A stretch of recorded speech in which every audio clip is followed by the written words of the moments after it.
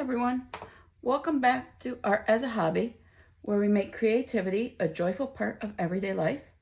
Today we're diving into one of the most asked questions I get from beginner watercolor artists is, what are the best watercolor brushes to start with? So let's simplify the choices so you can start planning with confidence. Brushes have three different parts. They have the barrel, the fennel, and the bristles. And this bristle here, you can see is quite large, and some are even small. The first thing to know with watercolor brushes, the best brushes are the ones with the natural sable or squirrel hair brushes. And this is an example of a Winsor Newton professional watercolor sable. And so that is a natural hair bristle brush. And then I also have several that are the synthetic nylon brushes. As a beginner and semi-professional, many of these newer brushes that are synthetic are getting to rival the sable brushes and the squirrel's hair brushes that are much more expensive.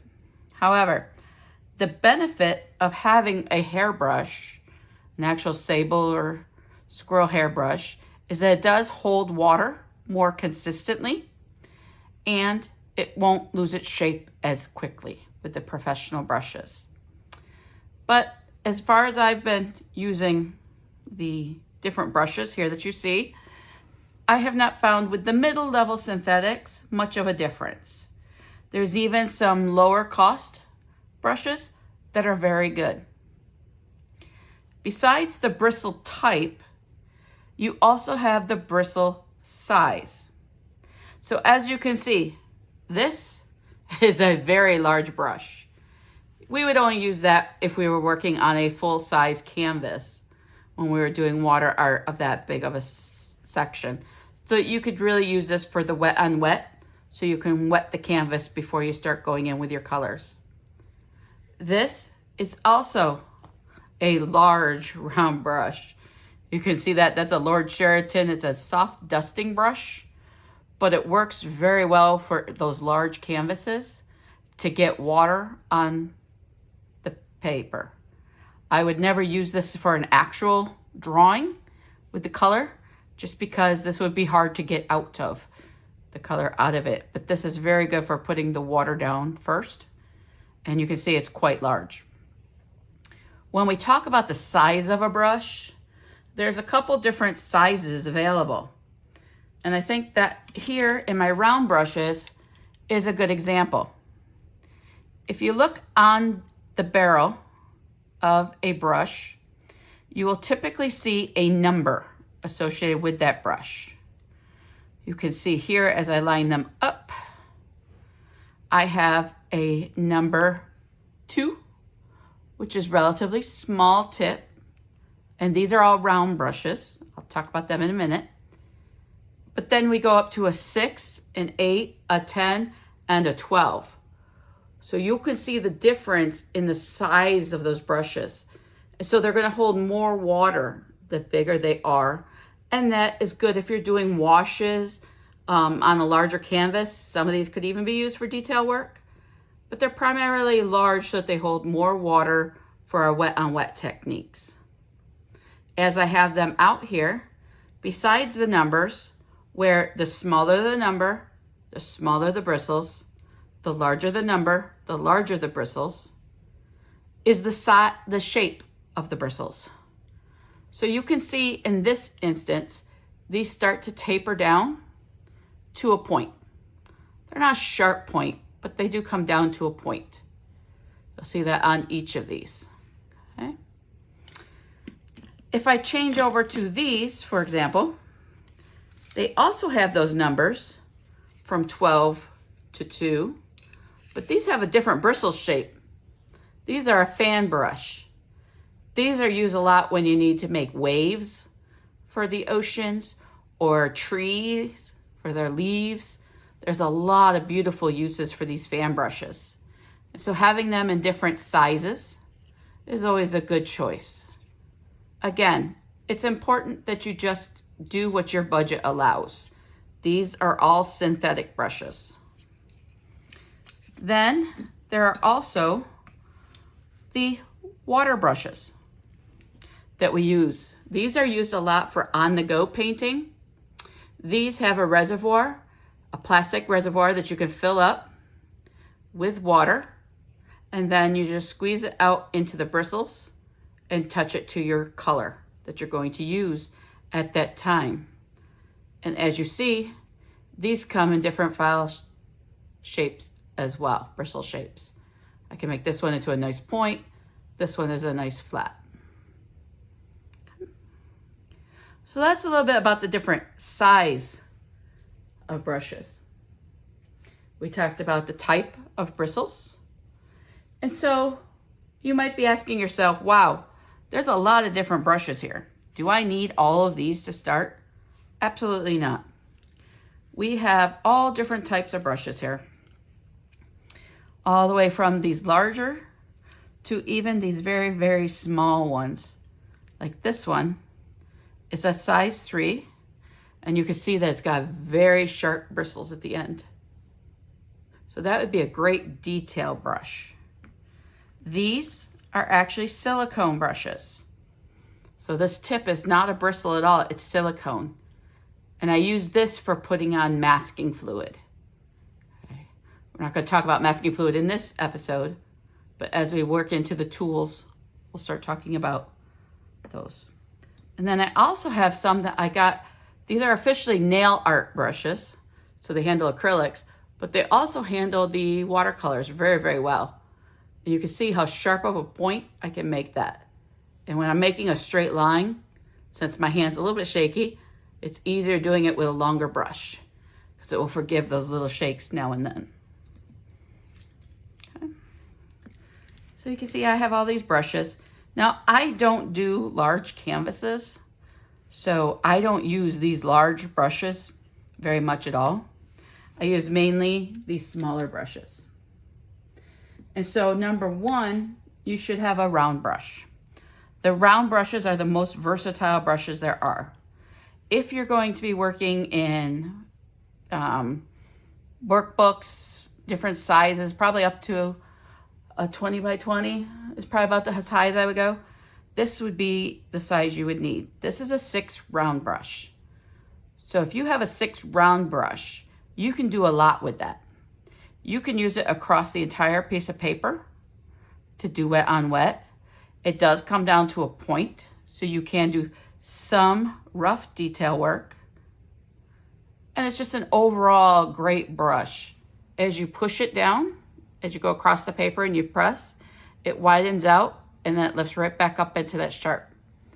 I use this a lot for leaves. When you're making a leaf, you start at the beginning with that small point, then you make it wider, and then you come right back up to that point. So that's nice to use for those. Then the next brush I would say is a flat brush. Now this is a flat brush, but it's relatively big for what I use it for. So I'm going to move these over a little bit and show you my go-to. This one is a flat brush, and as you can see, as it states, the bristles are all the same length and they just go straight out. This is good for some other details. You can use the top of it to make lines. You can also use it across a page to make, like for example, a house. You can just make a square that goes up. You can make rectangles. A lot of good shapes and lines with the flat brush. And then the last brush I would say is good for the tiny details. So where you want to put like veins in a leaf.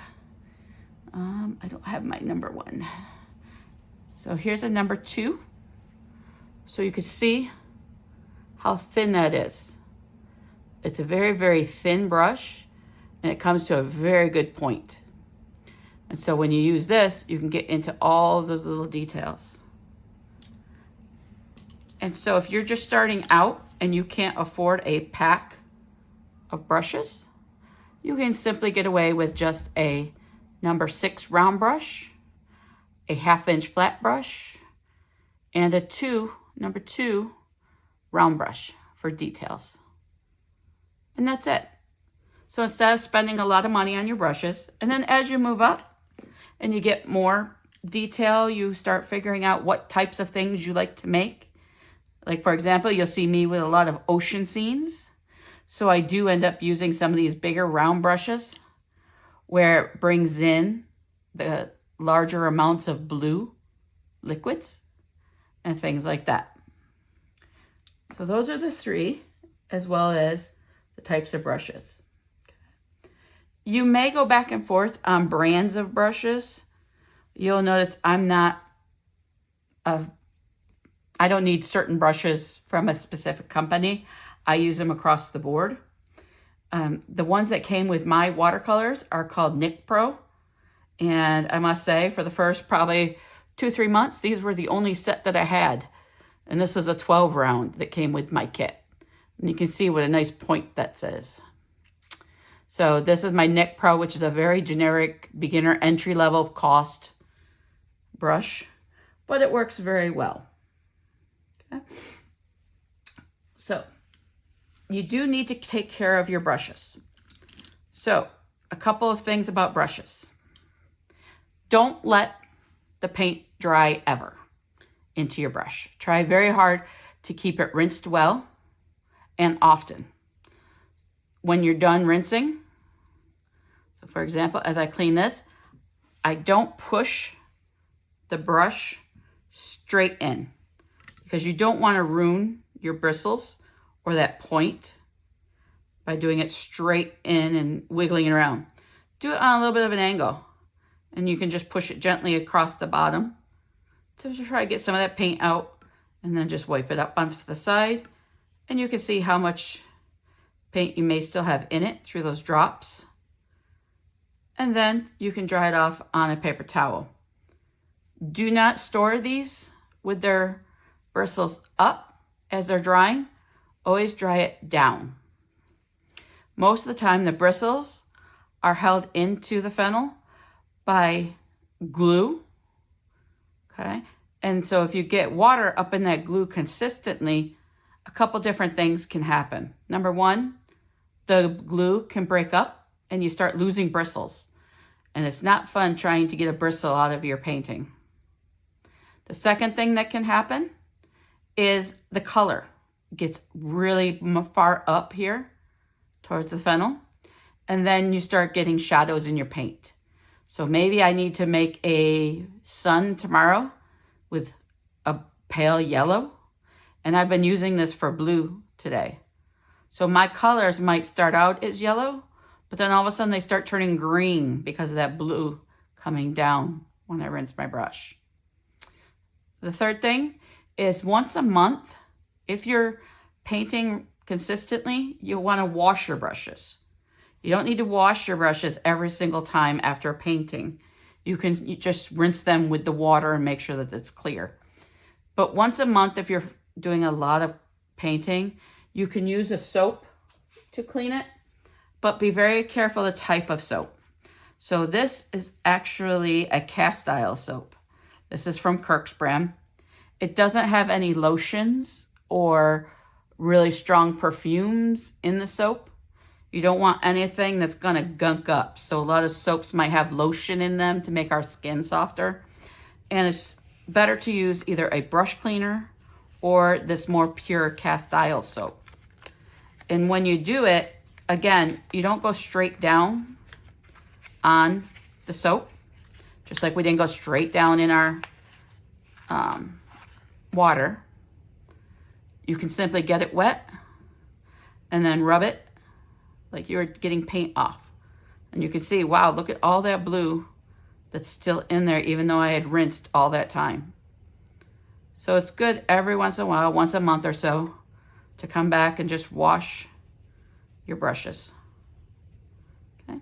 And then normally I would be doing this at a sink where I can rinse this off and reuse it.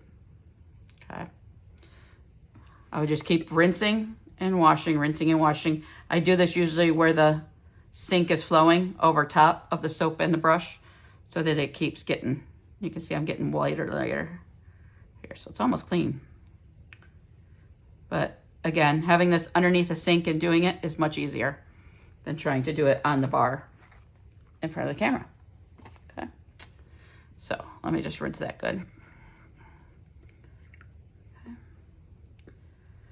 All right, so what do these different brushes look like when you use them? So I'm going to set all these other brushes aside. Okay. And we're going to focus on just these three.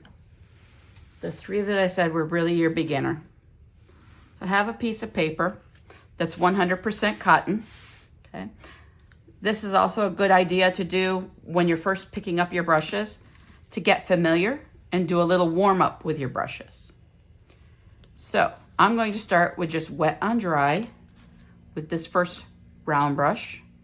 I already have some paint mixed up over here on my palette. I'm just going to rub it around a little bit to reactivate some of it. It's gotten kind of dried up as I've been talking. So I'm going to take a little bit of that. And do I want to make straight lines? All right. You can make lines this way with the wider pushing. You can also make thin lines with this round brush. I tried to pick up a color that would see good. I make a couple lines. And it's always good to practice up and down. You'll notice I'm holding the brush almost like a pencil, but just above the fennel. You don't want it way out here unless you're filling up a whole area where you want some really loose colors. To have a little bit more control, you want to hold it just like a pen or pencil, and you'll either do it on the very tip or you'll brush down a little bit. And I was explaining how this can make a leaf. So I'm going to take it, I'm going to start out thin, and I'm just going to push down and pull, and then I can go back up again. I do another one right next to it and pull. So that makes a real nice and easy leaf. Okay. So that's with this round brush. Then the flat brush. So this is a 1/2 inch flat brush. I'm just gonna get my brush wet here first. And then I'm gonna go back here and grab some of my paint. And you don't need to soak your entire brush all the way up to the top. You can just do a small area. So first, if I go down straight down, you can see it makes a straight line, little lines. And I can flick those lines up different ways if I want to try making grass with these or something like that. Or I can come in and lay it down and use it across to make straight lines. So depending on what you were doing and you needed a line to it, you can do a wide line like this. Okay. And then this detail brush. So the detail brush is for little itty bitty. So I'm going to go into back to my pan of color and get a really, really dark blue. And I'll show you, like, if this was a leaf, I could come in here with this little detail brush and look what thin of a line I can make. I can make all kinds of super thin lines. See that? And that's what's nice about these little tiny detail brushes. So with just these 3 brushes, I can make something as simple as a rose.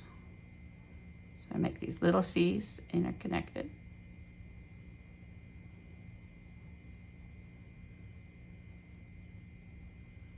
Okay, I can make this little tiny start to it. I'll go out, make it a little bit bigger.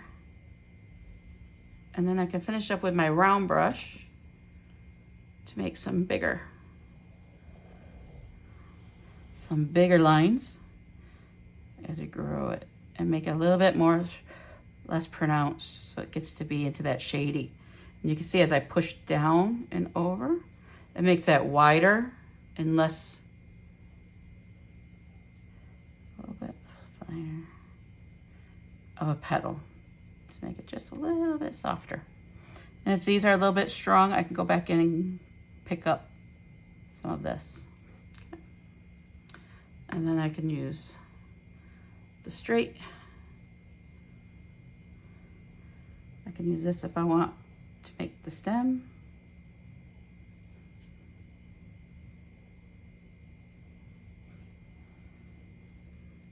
And then this can even be used to make flower petals. Just simple one piece.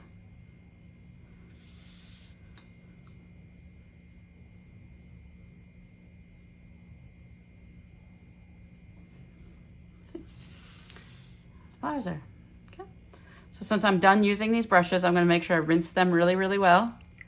And again, lay flat, even with a little bit of a lift to where you place them.